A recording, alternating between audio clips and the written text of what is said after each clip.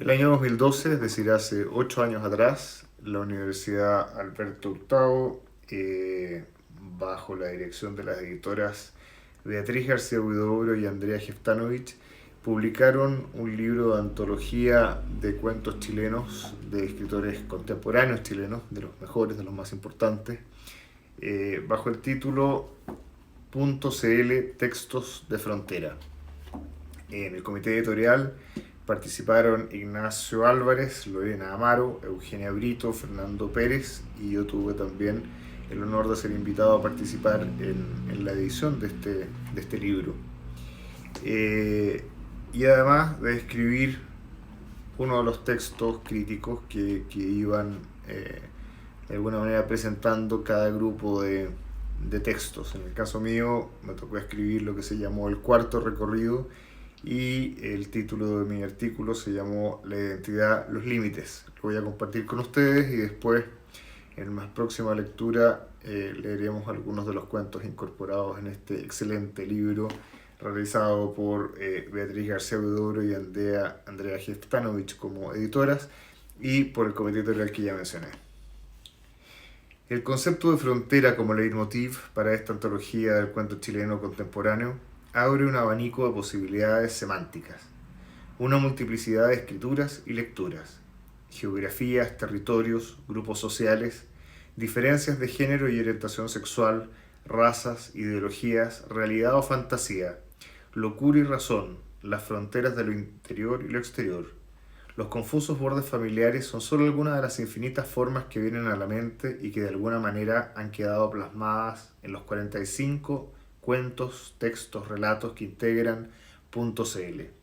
un libro cuyo contenido no solo da cuenta de la manera en que este conjunto de escritores enfrentó el desafío de pensar los límites, sino también, y eso hace especialmente interesante el ejercicio, la forma en que un grupo no menor y representativo de nuestra narrativa más reciente escribe, percibe, piensa y configura imaginarios de lo que somos, de lo que es Chile en el marco de sus propias fronteras geográficas y políticas, como también en la mirada que desde dentro imaginamos que existe desde una afuera. Pensar fronteras es pensar en los límites, y pensar en esos límites, duros, claros o blandos, difusos, obliga a reflexionar sobre las identidades. De alguna manera, tal análisis sobre esos límites parece inevitable por cuanto incluso en el proceso histórico de eliminación de fronteras,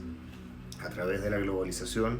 el reconocimiento de derechos de algunas minorías, la apertura de espacios de integración más amplios y de distinta naturaleza, termina siempre dominado por la tendencia a la diferenciación,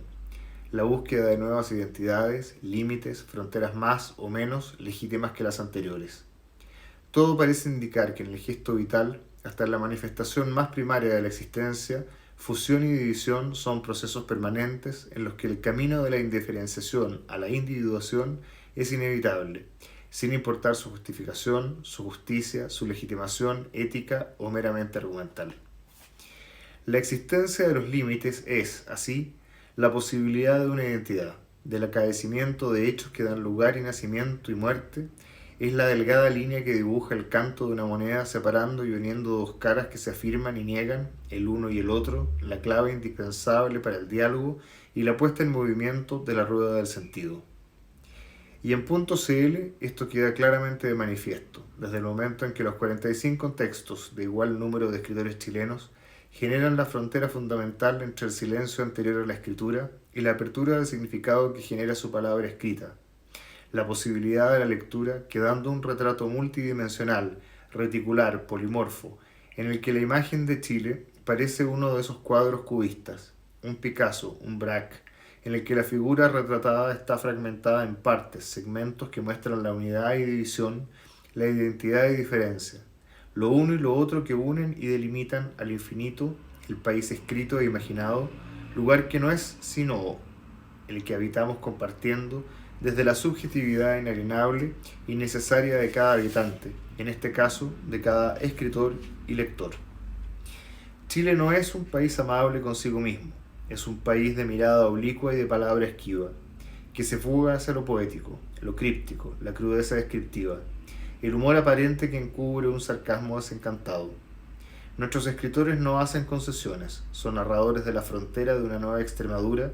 en la que las vivencias, las percepciones, las identidades son experiencias límite. Abruptos y secos, poéticos y abstractos, precisos y melancólicos, estos cuentos chilenos nos entregan visiones laberínticas, hijas de un territorio de dificultades, repleto de fronteras y límites que han definido identidades que crecen escondidas, como las 3/4 partes del iceberg o las raíces de una araucaria. De estos cuentos emana el conflicto, se dibuja la diferencia.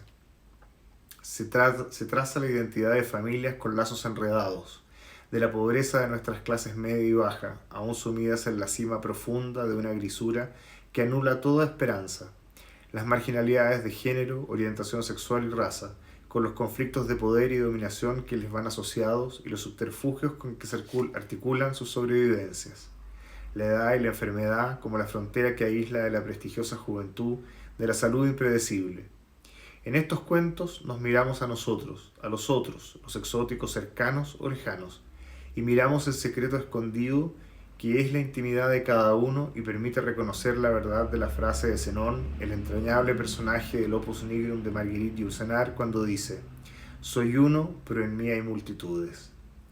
O se plasma el sueño y la vigilia en un país donde el primero ha sido muchas veces el refugio para la dura realidad de la segunda. O la memoria traumatizada de un país que aprendió las heridas profundas que deja una dictadura. Trazar una lectura de estos cuentos nos muestra un bosque amplio de árboles nativos, compacto, resiliente, orgulloso y porfiado. También nos permite mirar cada uno de sus árboles de ramas enrevesadas, sinuosas, con troncos fibrosos y complejos. Tenemos narradores sólidos en Chile, fragmentos de un todo en el que la palabra muestra tanto las cicatrices de la pobreza, de la discriminación, de una geografía generosa pero complicada, de la brutalidad dogmática de un conservadurismo heredado, inveterado, como la capacidad de reinventarse, de sobrevivencia y también de autoengañarse en la complacencia de un éxito económico pobremente redistribuido, manipuladoramente proclamado. He trazado aquí una mirada a vuelo de pájaro, he evitado intencionalmente refugiarme en la trama específica de cada texto o de algunos de los textos seleccionados. He tenido el honor de participar en el proceso de selección y edición de una antología de relatos de calidad excelente y homogénea, y para terminar he optado por mencionar los autores cuyos cuentos marcaron especialmente mi viaje por los intersticios de lo que finalmente ha acabado siendo .cl. Jeftanovich con El Ojo de Watanabe, Pisama, Pozo, Misana, Tajo Abierto, Zambra, el 34, Prado, Así, Wilson, Boy, Costamaña, Cachipún, La B, La Cortina Transparente, Sutherland, Mantis Religiosa, Rimsky, Mi Noche junto a una Cala Negra, García Huidobro, Fatiga de Material, Mihorovich, Función de Teatro, Elfic, Felicidad en Blanco y Negro, Fernández, Space Invaders y López Aliaga, La Voz. Dejo a ustedes descubrir los secretos enredados en sus palabras. Pero no solamente los voy a dejar a ustedes, sino que en próximas lecturas vamos a leer una selección dentro de la selección que significa cualquier antología, y vamos a explorar un poco lo que los escritores chilenos el año 2012 escribían cuando se les planteó escribir sobre Chile, sobre nuestra identidad, sobre nuestra cultura, y surgió este .cl, este libro recopilatorio. De alguna manera hoy tiene más sentido que nunca después del estallido social, en este Chile que hoy día enfrenta una situación global como la pandemia. Las ideas que están de alguna manera reflejadas en estos cuentos también nos van a decir desde hace 8 años atrás muchas de las cosas que hoy día necesitábamos saber, y las hemos sabido a través de la intensa irracionalidad pero necesaria manifestación de ese estallido social, y por otro lado las maneras en que estamos reaccionando frente a esta situación de peligro que significa una pandemia con un virus que muta, con un virus que está ahí, que está presente, que está en todas partes y que de alguna manera va matando de manera implacable a los más débiles, a los mayores, a la gente que no está en condiciones de defenderse de él. Es una especie de catástrofe a la que estamos acostumbrados, pero con características distintas a las catástrofes que nosotros habitualmente enfrentamos. El terremoto comienza y termina, y después de eso tenemos que reconstruir. Hoy día estamos en medio de una catástrofe social por una parte y de una catástrofe sanitaria por la otra, y se nos viene una catástrofe económica. Y ninguna de esas hoy día sabemos en qué momento va a terminar. Sabemos que se han iniciado como procesos, se han iniciado como realidades, están instaladas entre nosotros de alguna manera, pero no sabemos cómo van a terminar, ni sabemos cuándo, ni sabemos de qué manera vamos a estar parados para efectos de poder enfrentarlas y superarlas de alguna manera de forma definitiva.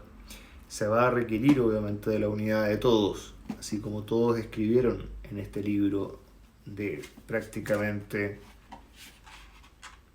más de 500 páginas. Vamos a necesitar de todos los chilenos en lo que respecta a Chile y probablemente de todo el mundo en lo que respecta al mundo, para poder construir las bases de lo que es el mundo después de el conflicto social que ha generado una forma de capitalismo, sin que necesariamente el comunismo o los socialismos sean la respuesta alternativa válida, y el mundo que va a quedar después de esta experiencia que no había ocurrido desde hace un poco más de 100 años. Volveremos a leer este libro.